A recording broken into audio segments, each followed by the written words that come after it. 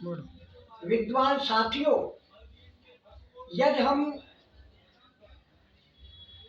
निष्पक्ष होकर भारत के समग्र इतिहास का अवलोकन करें तो हम पाएंगे कि बंजारा जाति का इतिहास बहुत ही गौरव में रहा है। बंजारा समाज ने राष्ट्र के लिए जो भी आहुतियां दी हैं, जो भी संघर्ष किया है, जो भी लड़ाइयां लड़ी है, वो अपने स्वार्थ के लिए नहीं लड़ी है। लाखा पुराण का यही सबसे बड़ा महत्व है।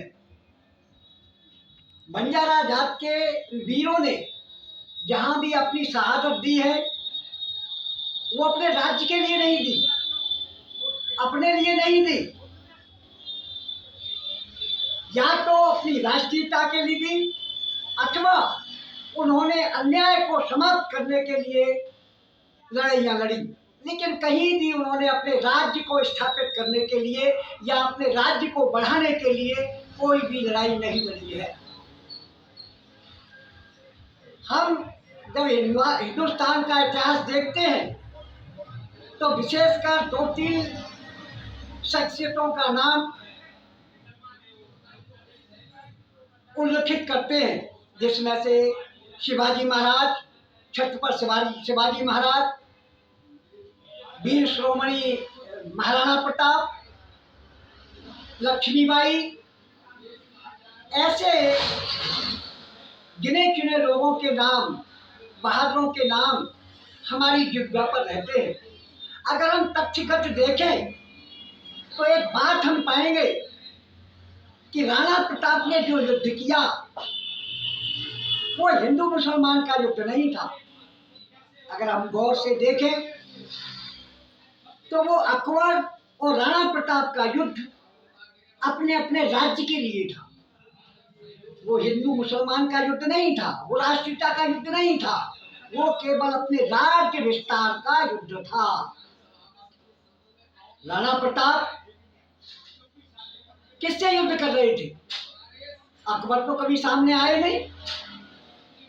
जब हल्दी घाटी में युद्ध हो रहा था तो अकबर के सेनापति कौन थे? मान सिंह, वो हिंदू था। और आपको ताज्जुब होगा कि राणा प्रताप के जो प्रमुख सलाहकार थे वो मुसलमान थे। तो ये बात तो टूट सत्य है कि यह धर्म की लड़ाई नहीं थी, बल्कि अपने अपने राज्य विस्तार की लड़ाई थी। इस लड़ाई में भी सबसे बड़ा योगदान बंजारा कबीले ने दिया, जिसके प्रमुख थे भौम शाह। भौम शाह के व्यक्तित्व को, उनके कृतित्व को लोगों ने चुराकर अपना बना लिया और उसका नाम बदलकर भामा शाह कर दिया गया। इसी तरह से अगर हम छत्रपति शिवाजी महाराज के युद्ध का वर्णन देखें या संघर्ष देखें तो हम पाएंगे कि वो कोई हिंदू और मुसलमान का झगड़ा नहीं था, वो भी अपने राज्य विस्तार का झगड़ा था। बहुत महत्वपूर्ण बात यह है कि जब मुसलमानों के सेनापति ने उनसे मिलने के लिए बिना शस्त्र के आग्रह किया था, और जब शिवाजी महाराज तैयार हो गए थे बिना शस्त्र के मिलने के, तो एक मुस्लिम जो उनका दोस्त था, शिवाजी महाराज का परम मित्र था, एक मुसलमान, उन्होंने शिवाजी महाराज से पूछा कि महाराज, आपकी लंबाई में और जिनसे आप मिलने जा रहे हैं प्रतिद्वंदी से, उनकी लंबाई में कितना अंतर है? तो ठीक 3 गुने का अंतर था। तो उन्होंने एक मशवरा दिया कि आप खाली हाथ न जाएं, मैंने वहां मिलने के लिए जाने के लिए इन बाघ नखों का निर्माण किया है, आप इनको अपने पॉकेट में रखकर ले जाएं और मौका आते ही अगर आपके साथ गद्दारी होती है तो इन नखों से आप शस्त्र के रूप में काम लें। और ये हुआ। शिवाजी जैसे ही मिलने गए और जैसे ही उन्होंने उसकी गर्दन की तरफ प्रतिद्वंदी ने हाथ बढ़ाकर उनके मतलब उनको मारना चाहा, वैसे ही उन नखों का प्रयोग करते हुए, जिन्हें बाघ नख बोला जाता है, उन नखों का प्रयोग करते हुए उन्होंने अपने प्रतिद्वंदी मुसलमान को मार दिया था। अर्थात कहने का मतलब ये है कि वहां शिवाजी की रक्षा करने वाला एक मुसलमान था, जिन्होंने बग नखों का निर्माण करके दिया था। तो दोस्तों, ऐसा कहीं भी बंजारों के साथ वर्णन अगर आप देखेंगे तो ऐसा नहीं मिलेगा। लाखा ने जो शहादत दी थी, अपने पूरे कबीले की जो शहादत दी थी, वो किसी धर्म युद्ध के लिए नहीं दी थी। वो अन्याय हो रहा था, गुरु तेग बहादुर के साथ अन्याय हो रहा था, उसके लिए उन्होंने शहादत दी थी। अपने राज्य के विस्तार के लिए नहीं दी थी। लाखा ने अपने राज्य की स्थापना के लिए अपने कबीले को युद्ध में नहीं खपाया था।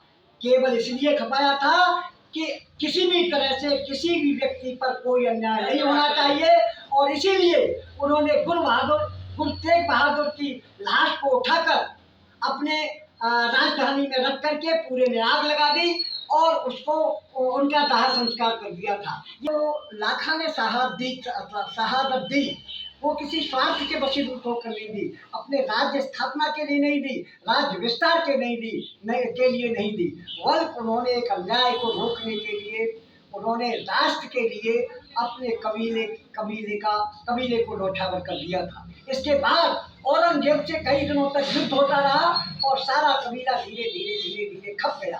तो मेरे कहने का मतलब ये है कि अगर बंजारों के इतिहास को देखा जाए तो निस्वार्थ राष्ट्र के लिए उनका समर्पण होगा, उनका त्याग, उनका बलिदान केवल राष्ट्र के लिए हुआ है। हम लक्ष्मीबाई को भी देख लें तो लक्ष्मीबाई का भी जो युद्ध था वो अपने राज्य के लिए था। हालांकि वो स्वतंत्रता संग्राम सेनानियों से जुड़ गया था, लेकिन वो मूल पे अपने शासन के लिए राज्य था। लेकिन उसमें भी रानी लक्ष्मीबाई की जान बचाने के लिए जिसकी कुर्बानी दी, वो गोत्र से भूकिया थी और वो झलकर रवाई थी। उस झलकर रवाई का इतिहास भी बहुत गौरवमय इतिहास है, जिसको लोगों ने चुरा लिया।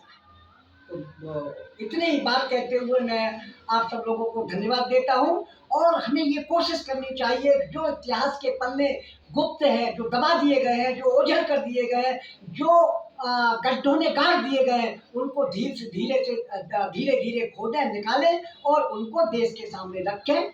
जय हिंद, जय भारत, नमस्कार।